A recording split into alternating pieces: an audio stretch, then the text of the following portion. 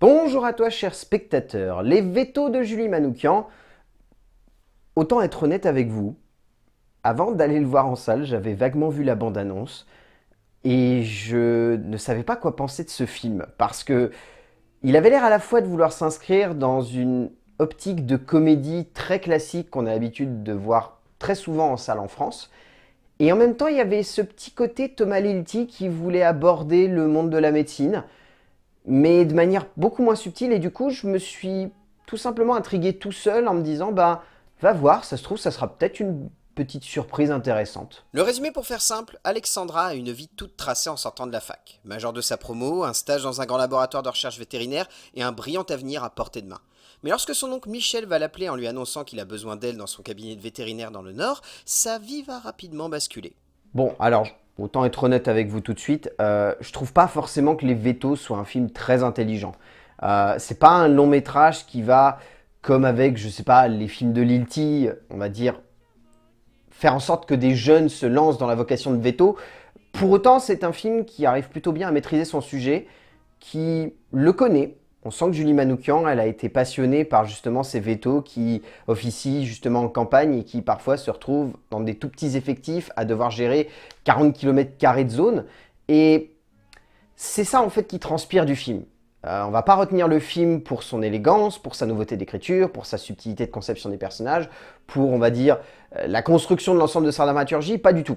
On va retenir le film parce qu'on le trouve sympathique, parce qu'on se laisse entraîner par cette histoire, qui mine de rien est assez courte, le film doit durer à peine 1h40, et parce qu'au bout du compte, ça se voit que Julie Manoukian, elle n'a pas plus envie que ça de faire en sorte que son long métrage transpire d'une certaine forme de vivacité d'esprit qui pousserait la comédie dans un retranchement.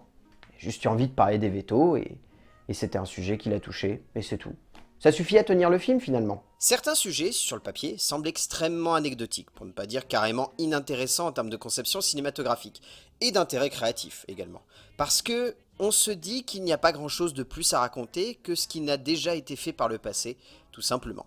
Mais Julie Manoukian a donc décidé de nous raconter le quotidien d'un petit cabinet de vétérinaire pour une œuvre loin d'être passionnante, ou juste en termes de conception et de création, mais qui se tient par un capital sympathie assez réjouissant et entraînant, mais surtout qui se tient parce que la thématique est d'actualité et surtout parce que l'on sent que la jeune auteure s'est sentie concernée par le sujet et par l'envie de le partager avec les spectateurs. En termes d'écriture, Julie Manoukian, ça se voit à 10 km que son ambition principale, c'était avant tout de montrer un passage de flambeau entre trois générations.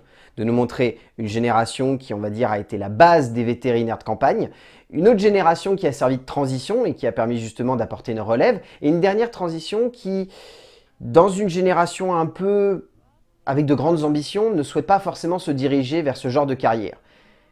Ces trois transitions sont plutôt intéressantes, parce que du coup, ça permet à Julie Manoukian de construire un récit qui, même s'il n'est pas vraiment en trois temps, résonne comme ayant un triple impact sur le spectateur, dans le sens où on comprend la vieille génération, on cerne ce que veut la génération de transition, et cette dernière génération, qui est représentée par le personnage d'Alexandra, montre en fait une certaine ambition qui va avec la société moderne. C'est-à-dire qu'aujourd'hui, on veut constamment faire plus, toujours plus, et on oublie que finalement, c'est en faisant des petits gestes qu'on arrive à faire les plus grandes histoires et surtout à sauver le plus de vies possible. C'est mignon. C'est parce que je ne vais pas vous voiler la face, c'est clairement juste ça le propos du film. À aucun moment, Julie Manoukian, elle a envie d'amener plus de profondeur, plus de densité ou plus de maestria à sa dramaturgie. On sent que le but principal, c'est avant tout de construire une histoire simple, d'amener des thématiques simples et de faire simplement en sorte que le spectateur se laisse entraîner par tout ça.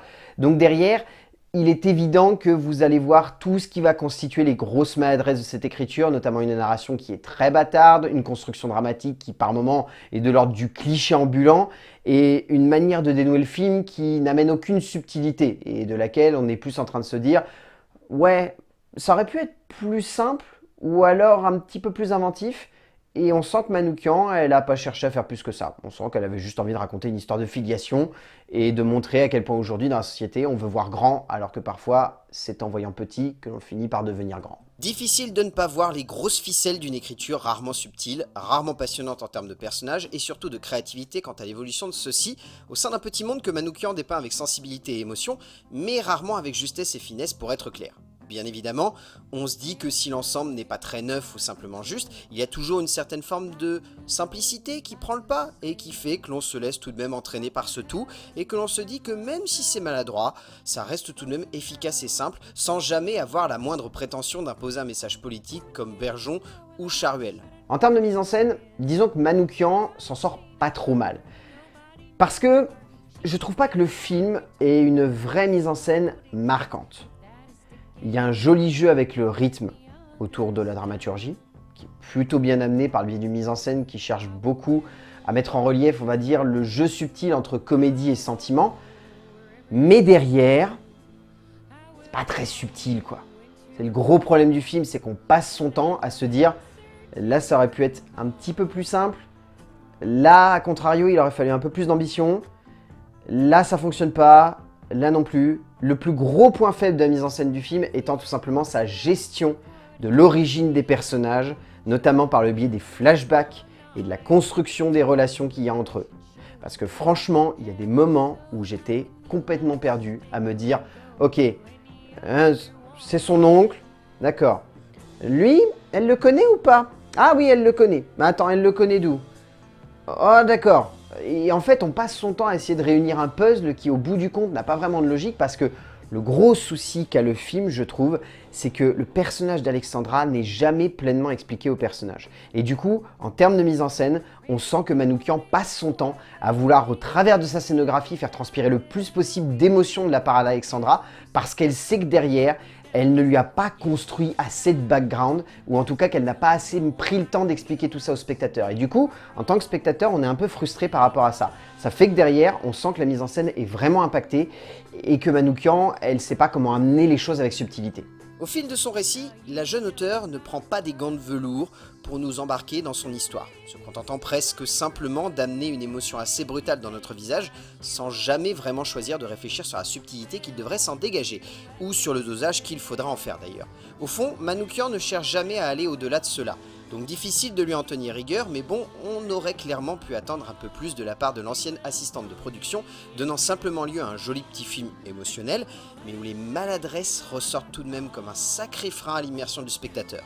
En termes de casting, ça se tient, c'est pas un casting qui est fou. Je veux dire, Clovis Cornillac a une bonne bouille, donc étonnamment, il passe bien. Michel Jonas, bon, chez Michel Jonas, ça veut dire que lui, il cherche pas plus loin, il arrive simplement en étant là à inspirer confiance. Carole Franck s'en sort pas trop mal, Lilou Fogli, elle est plutôt bien, mais je veux dire, on n'est pas sur un casting où tu sens qu'il y a une maîtrise complète de chaque acteur. Ils se tiennent bien, ils arrivent à se compléter les uns les autres, mais à aucun moment j'ai la sensation qu'il y en ait un qui ressorte plus que l'autre. En tout cas dans les rôles secondaires, parce que je trouve que pour le coup, la jeune Noémie Schmidt ici arrive plutôt bien à véhiculer pas mal de choses.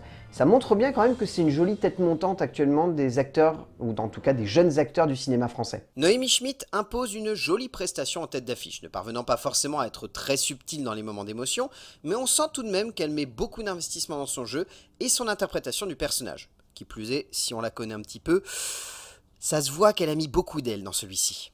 Au bout du compte, les vétos, c'est sympathique.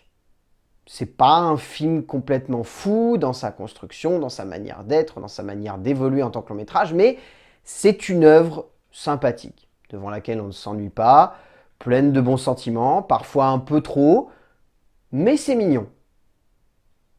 Et à partir de ce moment-là, les vétos de Julie Manoukian, j'ai juste envie de vous dire que si vous n'avez rien d'autre à voir cette semaine, allez-y.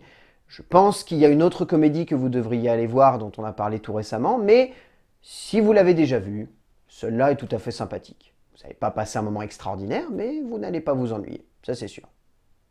A plus!